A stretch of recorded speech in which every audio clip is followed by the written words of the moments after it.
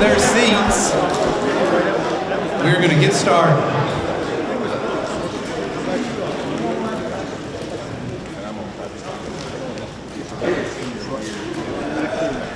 We've got a lot of handshaking and meeting and greeting going on because there's a lot of politicians in this room. Okay. My name is Jerry Deaton, and I will be your moderator for this afternoon. Welcome, everybody. Welcome to our distinguished head table. Appreciate you all being here.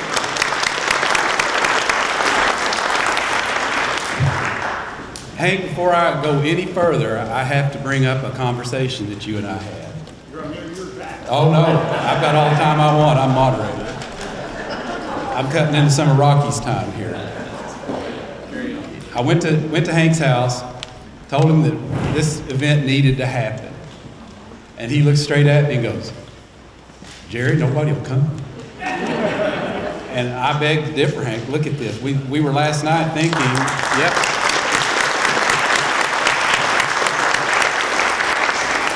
Talking with Kelly, we were trying to get that, see if we could knock that wall out and get it replaced by noon today, but we decided we could not. Had bleachers. I'll take it one step further. When I first told him, I said, "Hank, we need to have this event." And he was silent for a full minute, which probably nobody in this room's ever witnessed.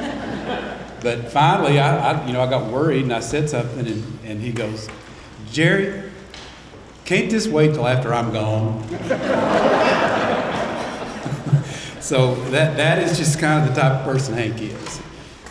But if you look around the room, and I'm going to try to mention a few folks that are here at the judges' table over here. Well, Will Williams was here and had to go. Judge Shepard, I think, had to go as well. We've got Senate former. Well, and Joe, there's so daggone many titles that you have. I can't go through them all, but right now you're mayor of Covington. And is that Brent Spence Bridge? Is that your name? But former House member with Hank and former senator. Came all the way from Covington today. Former Judge Ted Collins is here somewhere. I don't see him anymore. There's Ted. Magistrate Scotty Tracy is back there. That's a full table. We've got Richard Tanner at the table as well, magistrate. Tommy Haynes, former city commissioner, is right back there. Sherry Sebastian is at that table as well, magistrate. Fred Goins, former deputy judge, is here somewhere. There he is. Derek Graham, where did Derek Graham get off to? There he is, our very busy man right now. He's got to have scoot out of here too.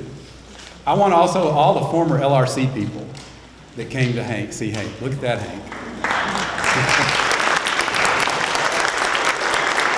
And that's what I was. That's how I met Hank. I was on his highway needs subcommittee that went all over the state with Adele Kemper and Jim Roberts, if they're here. So I think you see, Hank, what all you mean to people. But I got here in 1986, and I knew exactly 5 people here in this town. My aunt and uncle, Ed and Millie Mentor, my 3 cousins, and that was it. And then in a few months, I met that fellow right there. And I've had the pleasure of being able to follow him and watch him. Gosh, Hank, that's 37 years, I think. I can't do the math. But in my opinion, Hank Hancock is absolutely the epitome of a public servant and a civic leader, if you ask me.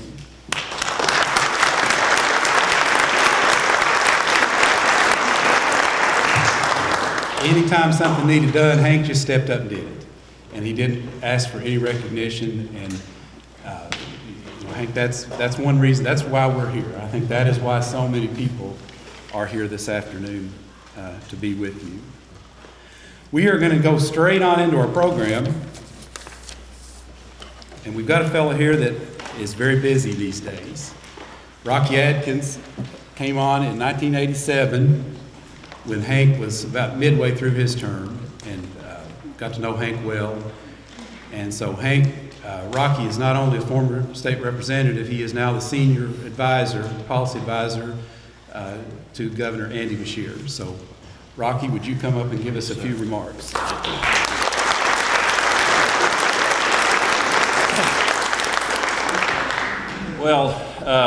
First of all, I'm really honored to be here today to have the opportunity to honor an individual who not only had a tremendous impact on this community, but had a tremendous impact on the Commonwealth of Kentucky. I'm also honored to be here today to look across this crowd. Man, this is like old home week. I'm not kidding you. I mean, I want y'all to understand something, and the reason this individual is so important to me. I mean, I continue to look and just see one face after the other who I've spent a good part of my life with, to be very honest. You know, I'm from the left-hand fork and middle fork up in Elliott County. I was elected to come to Frankfort, Kentucky when I was 26 years old. I had been to Frankfort one time in my life when I was in middle school. Had no idea that I would ever be involved in the political arena to serve in public service. So when I came to Frankfort, I want you all to understand it was in 1987 of January. And I came to Frankfort, Kentucky, and at the end of this December, 33 years in the House, 3 years as the senior advisor to Governor Beshear, I just finished my 36th year in this community and in this town. But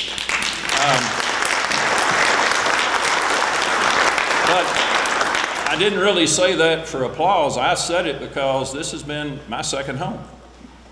This has been the community that I've spent 36 years that seems like almost yesterday sometimes when I came here. And to see the folks in this crowd, Hank, that have been a big part of my life. But when I came here as a 26-year-old, not having any network, not really knowing anybody that served in the House or the Senate, and to be able to run across an individual who put his arm around me, kind of took care of me, to be very honest, inexperienced. I didn't know introducing a bill, how to get it passed, didn't understand the budget process, none of that. And you had some experience here, and some of it's in this crowd. Some of it's LRC folks. And Hank Hancock was one of those people who kind of saw a 26-year-old who wanted to do well for his folks. He kind of took me under his wing as almost a teacher, a mentor, and said, you know, you need to understand this process. You need to know how it works. You need to know when to go this way, that way, or go forward. And if you do that, you got a shot at helping the folks that you came here to help. A very rural district that I represented, water lines out in the head of hollows, communities that I represented in eastern Kentucky, wasn't there. Good roads and bridges, Hank, that we talked about a lot in your positions of being in leadership of transportation. And you know, as I kind of remember, Hank, and even today, I still get a phone call. And I hear this voice on the other end. How's it going? You're doing good. Plow forward.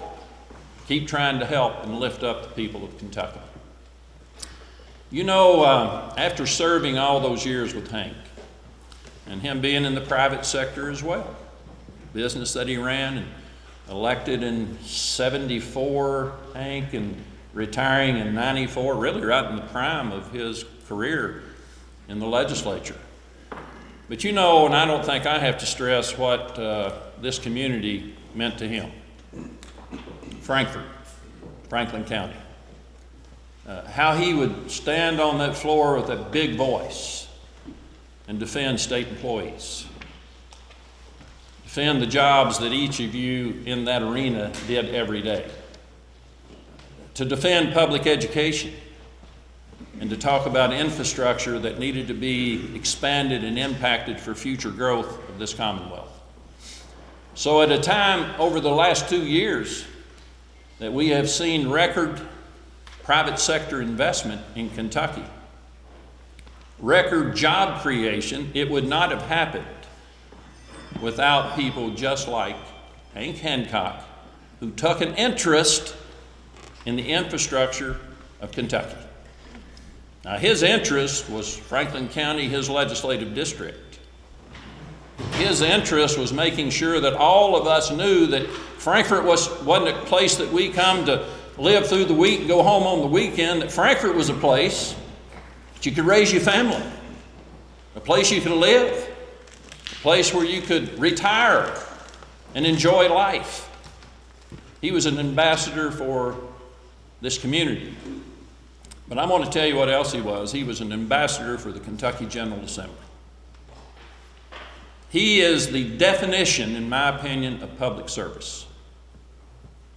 Not a public service of divide, not a public service of, can I hit you below the belt today? Not a public service of criticism, not a public service of trying to be mean.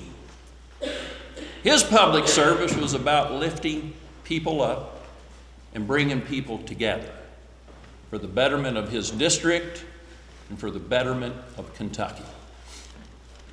I happen to believe that public service is an honorable profession. I do.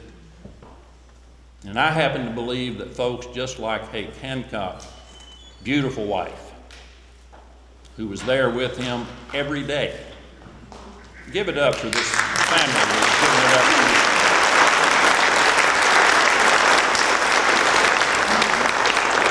So to survive for 36 years,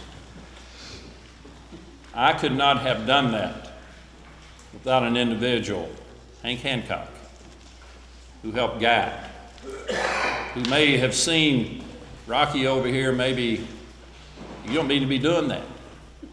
No, you need to get back over here in line now. You're going to be here to help people. You need to get it over here where you can get it done. You know, I have looked at the legislature as an educational opportunity to learn. To come here as a 26-year-old to understand how to introduce a bill, to understand how to work the process, to understand how to network, to finally get on a budget committee, to understand how the budget works and how you can make that work for your constituents. And then to be in a leadership role that I was in, majority leader for 14 years, minority leader. Your civics lesson of the day is I enjoyed it a heck of a lot more when I was the majority leader than I did when I was the minority leader. And then, you know, the opportunity to run for governor. This individual stands as really the hallmark of what we are to strive for every day in being in elected positions or being leaders in leadership positions. He did it the right way. Sometimes Hank enjoyed a little argument. Sometimes he enjoyed a little debate. But really, isn't that what the process is supposed to be about? It's to battle on that House floor, Hank, but after it's all over, be able to shake hands and go out and have dinner together at night. So I came here today to really commend both of these individuals. Because I'm going to tell you something right now, as an old point guard from Morehead State University. You're only as good as the people you got around you. Only as good as the people you got around you. Hank, you've had good people around you, my man. You've had a strong family around you. You've lifted up this community. And to be able to honor you here today and to tell you the appreciation that not only this community has, because I got to be the budget subcommittee chair for transportation for 6 years. And Hank will tell you that is a fun position to be in. You know why? Because leadership really never took time to understand the transportation budget. So Hank, you could take it in and show them their counties, and they were just fine. You could go on and do your deal, make everybody happy, and move on. But today, let's lift up an individual. Gave 20 years and more. Not only his service in the General Assembly, but his impact outside of the General Assembly and the positive impact it's had on this community and this great Commonwealth of Kentucky. I'm honored to be here at a time when we can honor an individual while he can still enjoy it, while he still understands that people appreciate his service. not only his service, but how he did it. Thank you all for having me today.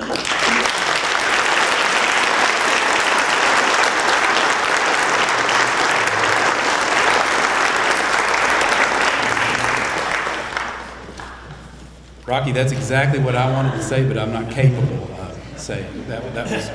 The only other thing that Hank said when I sat out, he said, "This is not a roast." That is yet to be determined. I've overlooked a couple people I knew I would. My good friend Charlie Jevin, Chairman Jevin, I overlooked him. He's former state representative, very good friend of Hank Hancock's. Are there any other elected officials in here that I overlooked or we did not get? Or former? The former mainly, because I think I know. Right back here. Nope, that was the person scratching his nose. Okay. County judge. Which, where? Houston Wells, I've got you written down here. I'll show you when I get through. Judge Houston Wells up here as well.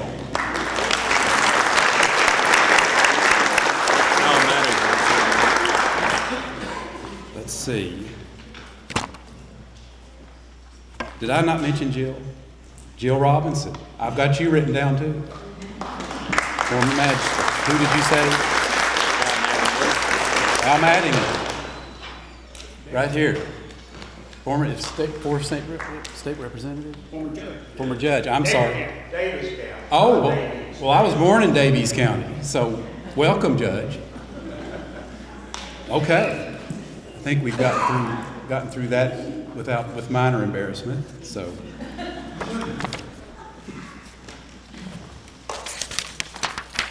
The fellow up next has a familiar name, I think, to Hank. Hank, you're going to recognize this young man. He has probably known you all of his life. And we have now, I'm very happy to present our Franklin County Clerk, Jeff Hancock.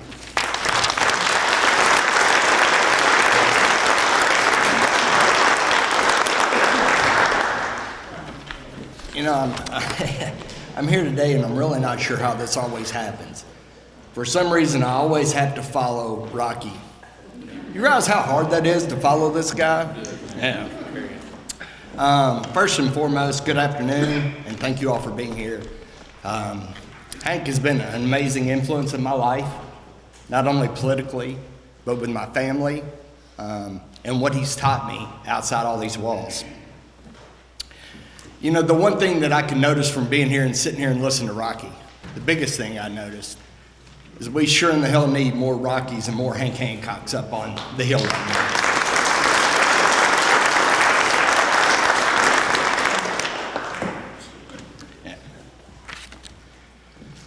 This crowd is a testimony to the success of what Hank has done.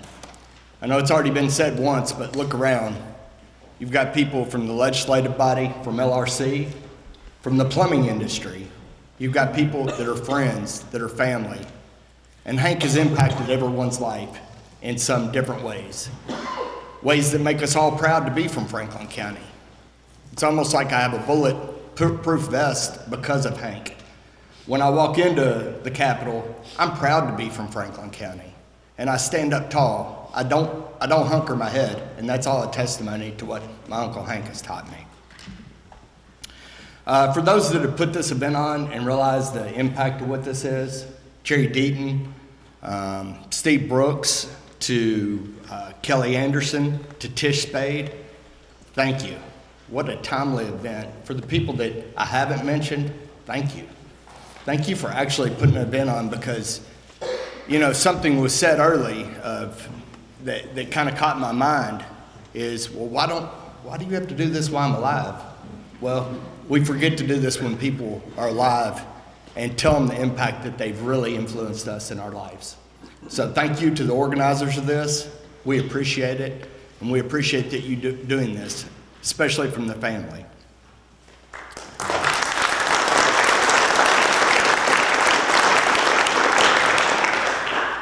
Anytime I prepare remarks, I try to be prepared. So I went and looked up, you know, what is a Lifetime Achievement Award? And quite frankly, after looking, I'm going to tell you, I still don't know. But it sure sounds exhausting. Hank's achievements are all not only his own, but are a direct reflection of what his family has done for him. Hank's wife, Ann, his daughters, Kimberly and Catherine, his sons, Chuck and Jack, his 11 grandkids, and his 2 great-grandkids. And of course, his brothers and sisters, and all of his nieces and nephews that just adore him. And of course, his favorite nephew. We'll let you all guess who that is.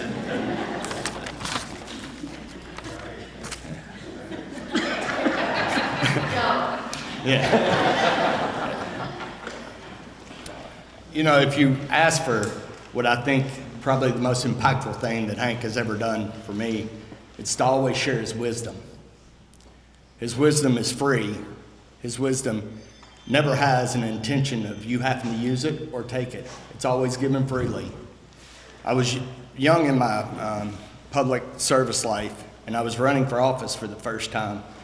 And he could tell that all of my anxiousness was to make sure that I told everybody why I was the most qualified person for the job.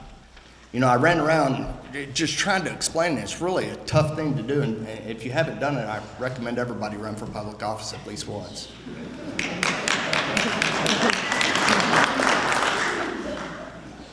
But he finally looked at me one afternoon after we got done with the fundraiser. He said, "Jeff, the fact of the matter is, they don't care what you know. They want to know that you care." That is an impactful statement that has stuck with me all the way through my public service life. And it's something that I'd use on a daily basis to make sure I'm doing what's right for the people of Frankfort and Franklin County. I appreciate everybody being here today. From the family, thank you. Thank you for taking the time to show up, to enjoy lunch with us and enjoy fellowship. I myself look forward to Russ Hatter's, his celebration of life and how he's going to go about the timetable and everything. So I'm going to sit down and I'll give it back to Jerry Deaton. Thank you, guys.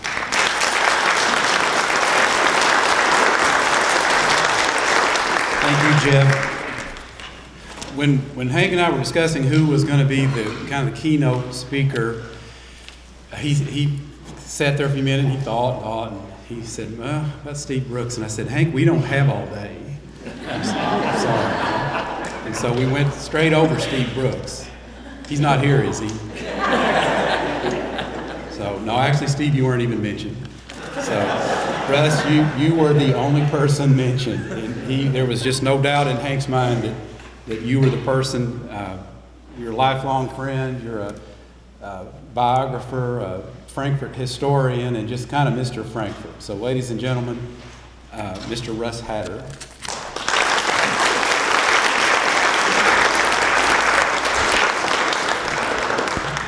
Actually, I want to clarify something before we really get into the meat of the matter. In your program, it lists me and Hank as being lifelong friends. He's way older than I am. Actually, we started out on opposite poles. I came to Frankfort in 1965 to work at the radio station. Had a great opportunity to meet a lot of you folks here in Frankfort, especially the politicians who wanted the airtime free. And so we took care of that. But in this first instance, when I got to know Hank for a little bit, it was a radio program that I had with a restaurateur who was pretty famous in his day. I'll not say his name, but many of you will know who I'm talking about, probably before I finish. This man was very popular in our community, the restaurateur I'm talking about. He bought time on the radio station, a 5-minute program, twice a week. And on that program, he was supposed to, publicize his restaurant. Well, he happened to be for Kenneth C. Wood, who was Hank's antithesis. And he would actually talk on the radio, "Now you need to get out and vote for Kenny Wood because he's the man that'll get the job done. Well, Hank didn't like that. It was unethical of the radio station. I tried to get the guy to not do that. But you know how some of these people that get up to talk, just talk, and you can't stop them. So, after the election was over, after Hank won and defeated the incumbent,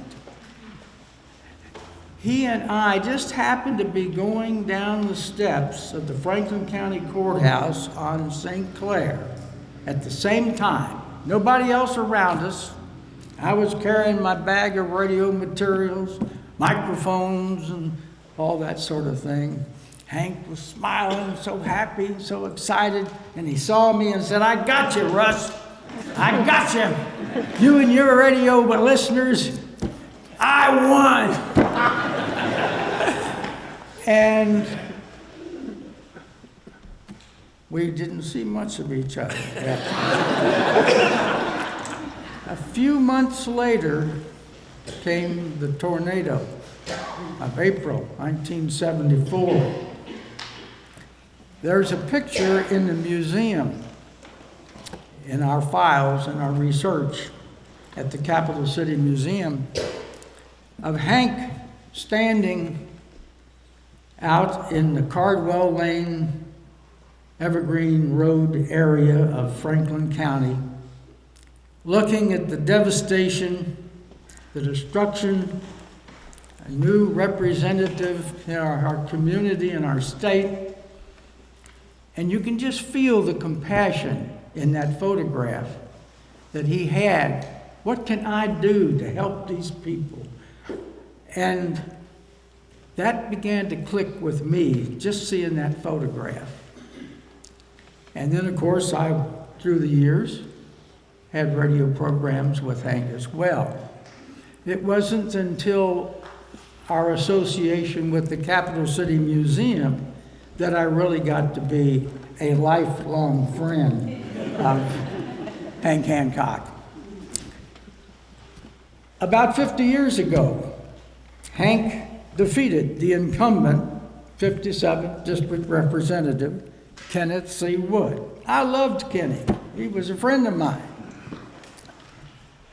Hank retired from that position, as you heard earlier, in 1995. And among those who spoke during a tribute to Hank were the following. This was in 1955. I think it was at the VFW where they held it. Vic Hellard, director of the Legislative Research Commission. He spoke on Hank's legislative history. Frankfurt attorney Herb Liebman gave his personal reflections. Frankfurt businessman Lyle Cobb talked of boyhood memories. The president of Kentucky State University, Dr. Mary Smith, she discussed his contributions to Kentucky State University. His sister, Sue Winans, also told of family memories. Well, Hank, even with the tyranny of time, you've outlived them all. And here we are once again, showing our appreciation for you and your many contributions.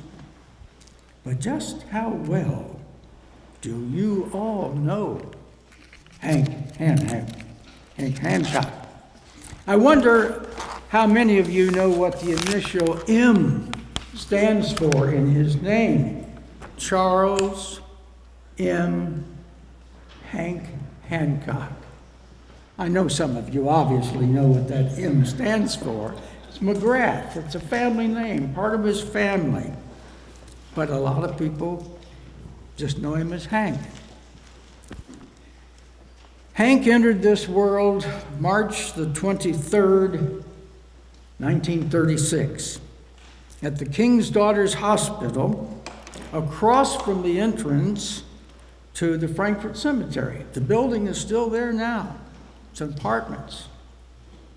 Hank is still with us as well.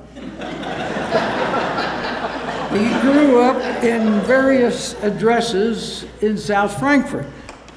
He attended Good Shepherd School, where he played a good game of basketball, and faithfully attended his church, Good Shepherd Parish. One of his earliest jobs was delivering groceries on a bicycle, big, huge basket in front of his bicycle. And it was for John Richardson's Little Market, which is located at Todd Street and Logan, South Frankfort. His final salary there was 35 cents an hour. Other jobs for the young Hank included running a newspaper route, delivering milk in East Frankfort, picking up used cups, napkins, and other waste thrown from parked drive-up cars at Miller's Restaurant. You know it today as Cliffside Restaurant. He later worked summers at the Fish and Wildlife Game Farm. And of course, he worked at the family business, Whitehead Hancock Plumbing. And when he enrolled at Bellarmine College on a basketball scholarship, he got a job with the Louisville Plumbing and Heating Company on Bardstown Road in order to help pay the tuition. Well, then he lost his basketball scholarship.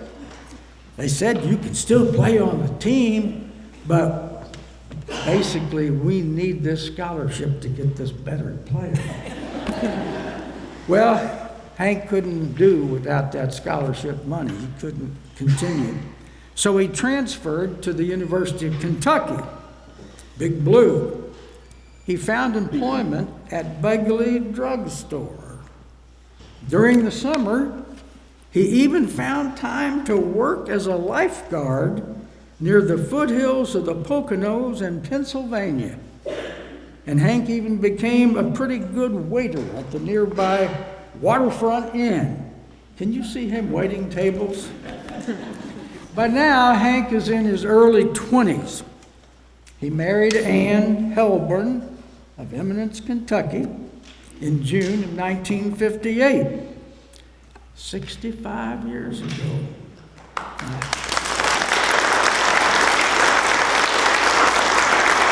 I want to remind you, Hank, Valentine's Day is only a few days away, so to keep peace in the family, don't forget. Hank was working at that time when he married at the Whitehead Hancock Plumbing Company, and Ann labored in the Secretary of State's office. When Hank's father passed the next year in 1959, the business continued to thrive in a way that Hank was later able in 1992 to sell his share to his brother Pat, so that he, Hank, could pursue a career in the insurance and financial planning world. And when the opportunity was presented, Hank went to work as the executive director for the Kentucky Association of Plumbing, Heating, and Cooling Contractors, finally retiring in 2012. Now, here's some of the things you may not be aware of concerning Hank Hancock. He is not a fan of one and done or dribble drive. And I'm sure he didn't like the game last night either.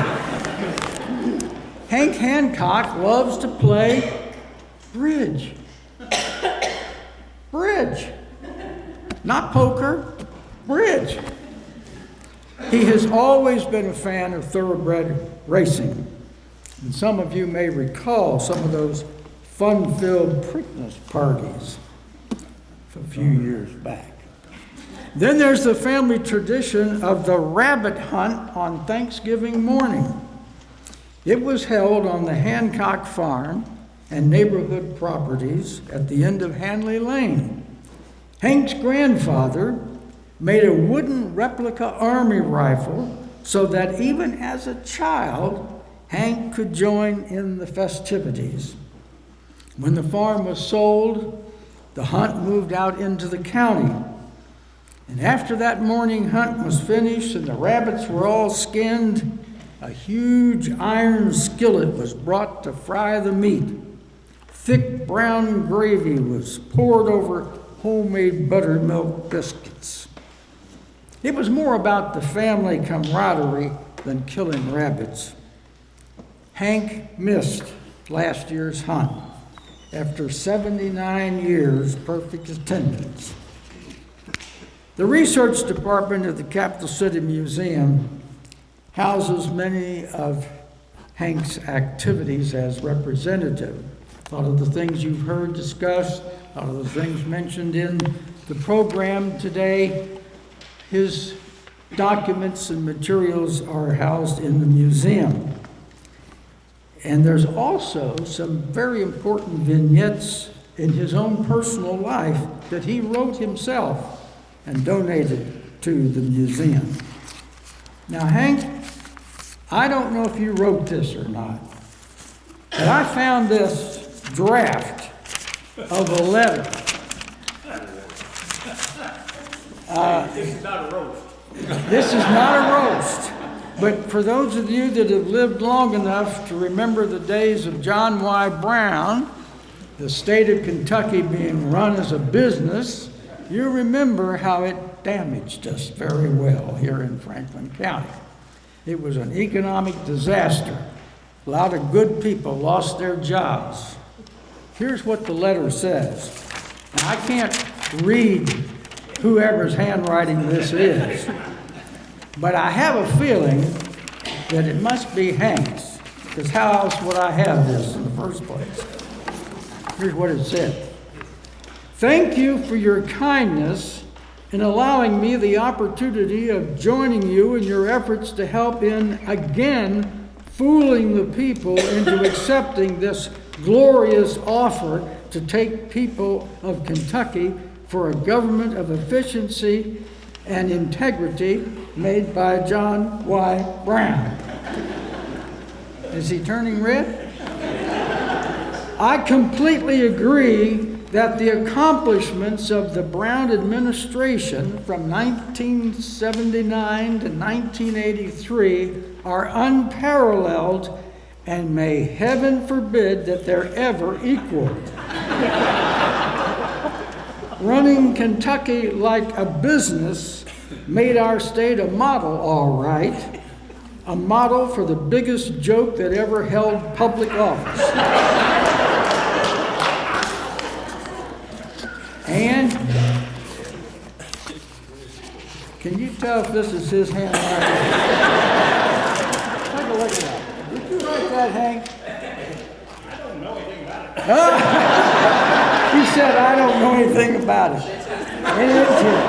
Okay, well, it's an artifact of the museum. I have to return it. So it's in the research files. Well, I got it somehow. After years of service, he resigned his position on the Capital City Museum Board in January of 2020. These were the years from 2000 to 2020 that I really got to know Hank. And then, of course, all the documents that we got, all these little interesting little stories, letters, drafts, things of that nature. He was heavily involved in the successful museum fundraiser and tribute to his very good friend, State Senator Fred Bradley, and his wonder horse, Brass Hat. Many of you attended that festivity and helped out with the museum. Hank's legislative experience and his times with the Frankfurt Jaycees made him a perfect board member for the museum. The key responsibility of leadership is to make decisions. Sometimes the decisions work, sometimes they don't. But a real leader makes the choice and follows through with the assistance of those trusted constituents to get the job done. In this, Hank has left his mark on the success of the Capital City Museum In 2017, when the State Journal, our Frankfurt newspaper, asked Hank, "What do you love about where you live?" he responded, "As a Franklin County descendant of several generations of both maternal and fraternal family members, I also have been a lifelong resident of this community. I realized at a very young age that people in our community were diversified and extremely friendly. I was fortunate enough to grow up in both the farm and city environment of our community, as well as in both the private and public segments." Then he was asked, "What is your favorite place to be?" He said, "Cruising down the Kentucky River on a warm, serene afternoon, or on the banks of our beautiful segment of the Elkhorn Creek." In 1990, over 30 years ago, Hank and Ann purchased 8 acres of the old Macklin Mill Dam property near the Forks of Elkhorn. They now live in the remodeled remains of the Miller's residence at the top of the hill, overlooking the creek, the dam, and the original site of the old mill. Hank is immensely proud of his wife, their 4 children, their families.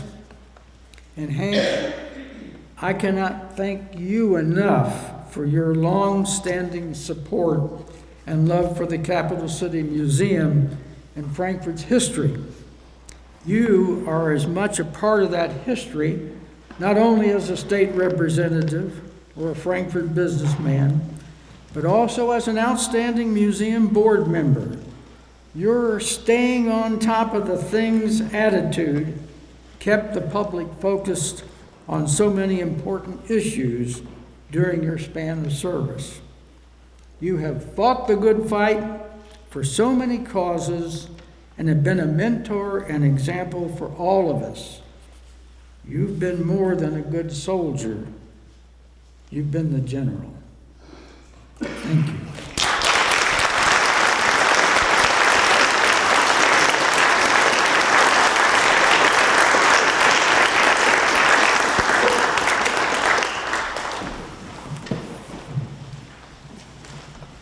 Russ, you were obviously the right person. And I hate to contradict you, but when Hank and I had that conversation about you, he mentioned that you were actually his babysitter at one point. And I almost put it in the program. So I'm glad I didn't. So you all just will have to work that out about your age after this is over. But thank you very much. That was impressive. The last part really just absolutely hit home run. So thank you very much. All right, at this point, would Judge Michael Miller and Mayor Lane Wilkerson come up to present a proclamation? Thank you, Jerry. Before we get started, there's a lot of people in this room that understand proclamations. I'm going to speak for myself real quick. I've only been in office for a month. So when Jerry calls and says, "We need a proclamation," what do? I call the team. We need a proclamation. Then Jerry starts sending the information over. And I'm like, how in the world are we going to get this all on one page? So as you can see, we're still working on it. We've just begun. I ran out of time. So Hank, we'll get it to you when we're done.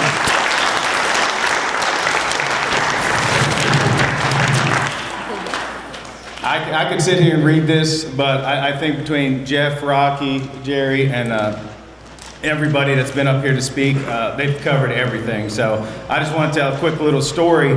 Hank told me when I started getting into politics, he said, "Let me tell you about my story." And I wanted to keep going, 21 years, and he wanted to keep going. And he tells me his story when he came home.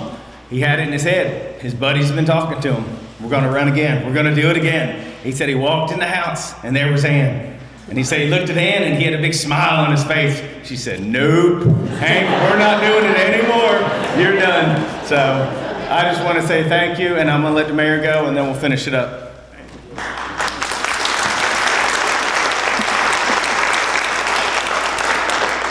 Hank and Ann, it's my great honor to be here to share this special day with you both. and your friends and family. It's great to see everyone here. And Hank, I just want to say thank you for your years of mentorship and the many afternoons on the side porch and all of your great advice and for also treating my family as if it was your own. So thank you for that. And I guess we'll get down to business. On behalf of the City of Frankfort, whereas the City of Frankfort wishes to honor CM Hank Hancock on this special occasion of your Lifetime Achievement Award, and for your service to the City of Frankfort, the state of Kentucky, your numerous national triumphs, and of course your service to state employees and the retirees and their pensions. Thank you for that. So today, therefore, I, Lane Wilkerson, Mayor of the City of Frankfort, do hereby proclaim February 8th, 2023 as CM Hank Hancock Day.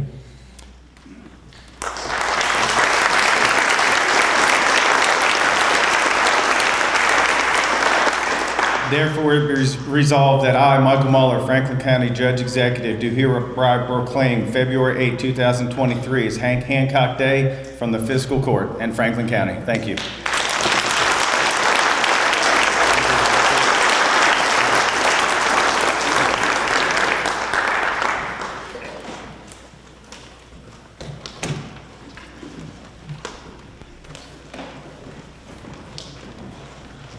Thank you very much, gentlemen.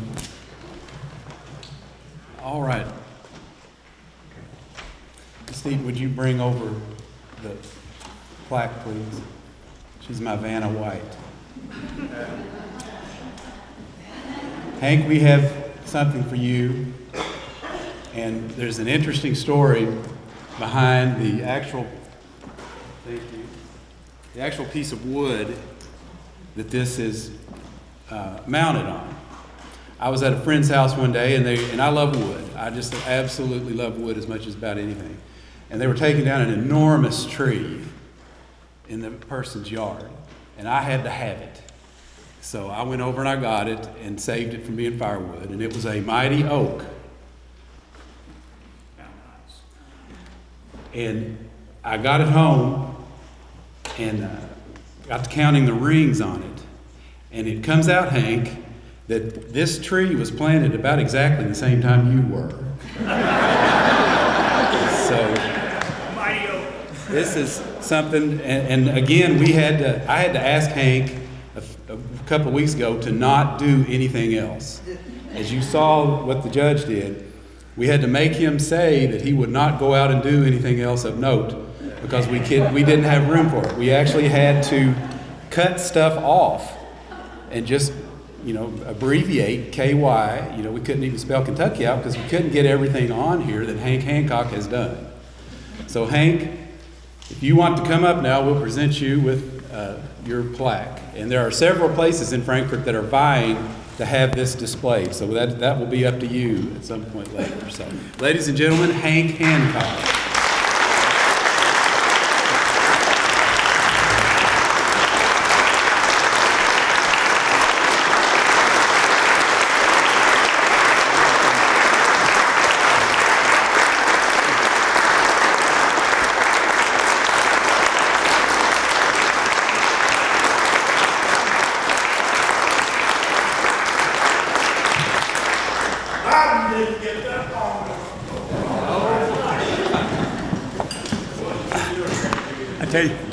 I know that everybody's getting seat sore, and I'm glad everybody had the opportunity to stand up.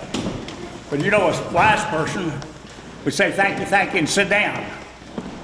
Unfortunately, it's not wise. But I do, Judge Muller, thank you. Honorable Mayor, thank you. Lifelong friend, Russ. You weren't too bad on me, I appreciate it. But this guy, everybody knows in Frankfort, is one of Frankfort's treasures. And he deserves a great applause for what he's done for Frankfort.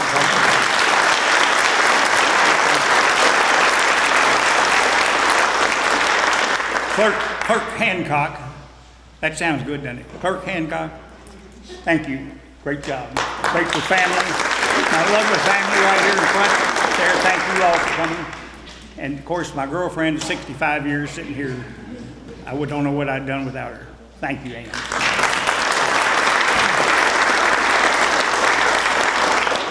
She told me I better take some notes because I'll ramble all day long. And the thing about it is people will come over to me all day and mention something that happened in life. And I say, oh boy, I tell that story. Well, you'd be here at 5 o'clock if I told those stories. Any day, yeah, any day.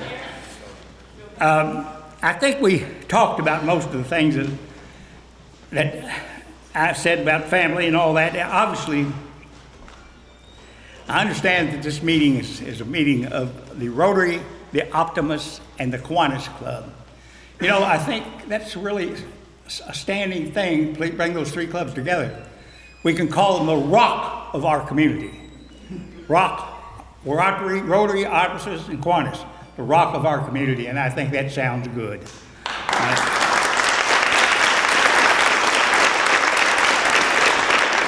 You know, you're bestowing an awful lot of honors on me today, and I thoroughly appreciate it. I mean, there's a lot of work. He barely went through music. By the way, I'm going to be very careful who I donate to the museum from now. That's word of warning. Check your stuff before you give it to the museum. But you don't do anything by yourself. You don't do anything by yourself. Your character is molded by everybody from the birth you're growing up in birth. And then you've got those friends that develop your character all during life. And you've got those friends that you meet to get the job finished. So with your character working into people that you meet every day, they're the ones that work with these things and mold your character with it.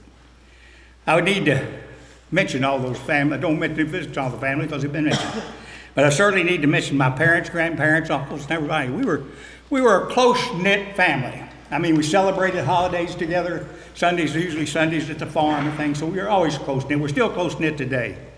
We have a lot of family, and I've got to say that as a family member, you know, I grew up in a time just when the world was reeling from the greatest depression we'd ever had. But boy, the grandparents, they'd squeeze a nickel out of a dollar. I mean, they took every cent, and they were very careful. You know, you go around in these torn clothes today and the rips on the denim. We had those things. I hated them. Now they can tell me, my wife tells me they cost $100 from that store. I had plenty of them to give away. The patches on them used to embarrass me to death. But you grew up in that thing with depression, and they saved every nickel they could. And then, of course, you were in the midst of a world war that supposedly ended all wars. And everybody in America had to sacrifice by rationing. I know some of these people in here, you've never heard of rationing. Rationing was a great thing, and we had to do, and can imagine the things that you couldn't get. I mean, I go on and on the things that you were trying to spend rationing. But you had to work at special war plants, gathering scrap metal for machinery, war machinery and all that, volunteering in your local community and doing those things, and then just simply giving of time during the war. And much too often, giving the life of one of your family members. And we've got to go back and say that the wars and the people and the veterans that did those things need to be more appreciated than they are today.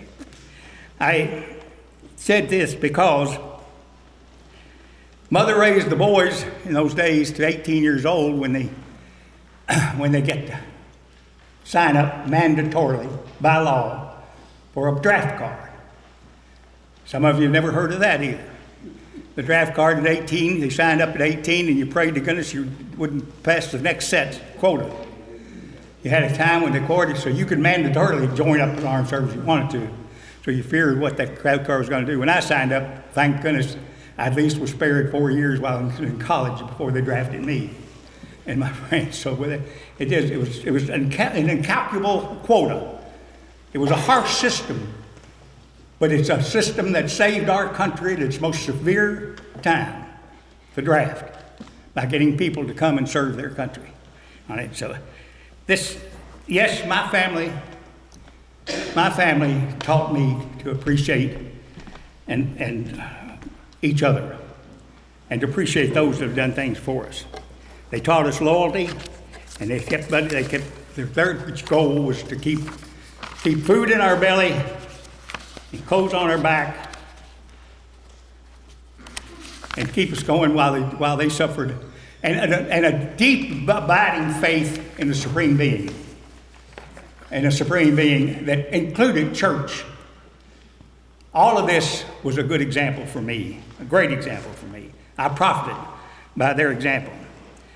Another group involved, of course, was those days, you can't imagine how neighbors affected you back then. This was before television and before heat and before cooling in your house. Neighbors played games on their front porch. They had gardens together. And sometimes there were chickens involved in the city lane. I mean, whatever it was, you did those things as neighbors and you knew your neighbors. And neighbors, we learned to love, listen, and respect our neighbors. And that's part of molding anybody's character. And my goodness, education was so very important in welding my character, and I'm sure many, many others in our youth. You will find that individuals name school teachers as their greatest inspiration in life. I know I would not be here today if they'd given up on me. There were all the coaches, all the teachers of special arts, the many leaders of programs for youth like scout programs, safe hunting programs, swimming, Little League, all those things with your coaches and people who volunteered to lead us in working in a community and making a community a community. And finally, I think it would be an appropriate opportunity to thank all of the former and present members of civic and fraternal clubs of Frankfort that long ago established their part of taking care of Frankfort. I became involved in one of those groups at the age of 22 upon the counsel of my friend Herb Liebman after the death of my father, sudden death of my father. I learned the process of choosing, designing, planning, and following through on programs that benefited my community. I was rewarded with the honor of serving this community for 21 years in the state legislature. It took a village. Family, church, neighbors, educators, coaches, involvement in activities, participating in local organizations just like Rock of our community we have involved today. I thank you, Civic Club members, for your community efforts and those that came before you that influenced me with the ability to do the things for which you are honoring me this afternoon. I was only an instrument of their dedication to our country, state, and community. I can assure you that through your future involvement, you will inspire others, just like me, to carry on those good deeds. Thank you, thank you.